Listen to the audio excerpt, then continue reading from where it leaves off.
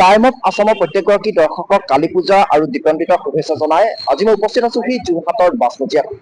আৰু যোৰহাটৰ মাজমজিয়াত উপস্থিত হৈ এটা বিশেষ পৰিৱেশ দেখাবলৈ আমি চেষ্টা কৰিম, কিয়নো এইবাৰ জুবিনবিহীন প্ৰথমটো কালী পূজা আৰু দীপান্বিতা উদযাপন কৰিব অসমবাসীয়ে। আৰু এই মুহূৰ্ততে মই দেখাবলৈ অনুৰোধ জনাইছো মোৰ কেমেৰা পাৰ্চন সতীৰ্থক, এনেদৰে যোৰহাটৰ মাজমজিয়াত দীপান্বিতাৰ বাবে যি প্ৰয়োজনীয় কলগছৰ পুলি বা পাতফুল, সেই পাতফুলসমূহ এনেদৰে বিক্ৰী কৰা দেখা পোৱা গৈছে। কিন্তু সেই বিক্ৰী কৰা দেখা পোৱা গৈছে যদিও কিন্তু এইবাৰ কিন্তু গ্ৰাহকৰ ভিৰ যথেষ্ট পৰিমাণে কম হোৱা দেখা পোৱা গৈছে, যিহেতু এইবাৰ জুবিন গাৰ্গক হেৰুৱাই অসমবাসী শোকস্তব্ধ হৈ আছে। আৰু এই সময়তে কিন্তু এনেধৰণৰ যিসমূহ কলগছৰ পুলি, সেই কলগছৰ পুলিসমূহ কিন্তু ক্ৰয় কৰিবলৈ বা ৰাইজে কিনিবলৈ কিন্তু ৰাইজে কিন্তু কিনা এবাৰ দেখা পোৱা নাই। আৰু এই মুহূৰ্তত এগৰাকী বিক্ৰেতা আমাৰ লগত উপস্থিত আছে, আমি তেখেতৰ পৰা কিছু কথা জানিব পাৰিম। দাদা, প্ৰথমতে আপোনাক কালী পূজা আৰু দীপান্বিতাৰ শুভেচ্ছা জ্ঞাপন কৰিলো। যিহেতু এইবাৰ প্ৰথমটো জুবিনবিহীন আমি কালী পূজা আৰু দীপান্বিতা অনুষ্ঠিত কৰিম বা উদযাপন কৰিম, কিন্তু এইবাৰ কিন্তু কলগছ বা যি পাতফুল আছে, সেই পাতফুলৰ কিন্তু বিক্ৰীৰ পৰিমাণ কিন্তু যথেষ্ট পৰিমাণে কম হোৱা দেখা পোৱা গৈছে, কি ক'ব? এইবাৰ বিক্ৰী নাই একেবাৰে।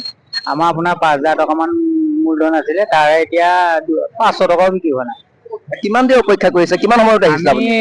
ৰাতি ধৰক 3টা বজাত ইয়াত উপস্থিত হৈছো, তেতিয়াৰ পৰা এতিয়া বিক্ৰী নাই। ক'ৰ পৰা আহিছে আপুনি? আমি একেবাৰে এলেংমৰা ব্ৰহ্মপুত্ৰৰ কাষত।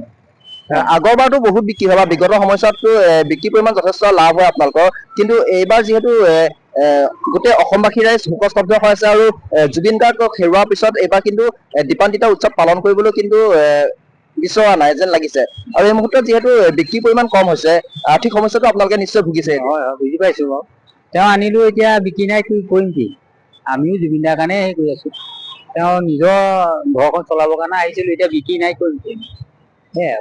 হয়, দৰ্শকসকল এইখিনিতে জনাবলৈ বিচাৰিছো যে বহু কেইজন বিক্ৰেতা আহিছে এনেদৰে বিগত বাৰৰ দৰেই কলগছ বিক্ৰী কৰিবলৈ, কলগছৰ পুলি বিক্ৰী কৰিবলৈ যোৰহাটৰ মাজমজিয়াত, আৰু পাতফুল যি আছে সেই পাতফুলসমূহ বিক্ৰী কৰিবলৈ এনেদৰে যোৰহাটৰ মাজমজিয়ালৈ অহা দেখা পোৱা গৈছে। কিন্তু বিগত বাৰত কিন্তু যথেষ্ট পৰিমাণে তেখেতসকলৰ লাভ হৈছিল, কিন্তু এইবাৰ কিন্তু জুবিনবিহীন বাবেই বা জুবিন গাৰ্গক হেৰুৱাই অসমবাসী শোকস্তব্ধ হৈ থকাৰ বাবেই কিন্তু এইবাৰ কিন্তু এনেদৰে দীপান্বিতা উদযাপন কৰা দেখা পোৱা নাযায়। জাক-জমকতাৰ মাজত দীপান্বিতা উদযাপন নকৰে এইবাৰ অসমবাসী ৰাইজে, আৰু তাৰ ফলস্বৰূপে এনেদৰেই কিন্তু মূৰে কপালে হাত দিব লগা হৈছে যিসমূহ কলগছৰ পুলি বিক্ৰেতা আৰু যিসমূহ ফুল বিক্ৰেতা, সেই ফুল বিক্ৰেতা আৰু কলগছ বিক্ৰেতাৰ পৰিয়ালৰ সদস্যসকলে।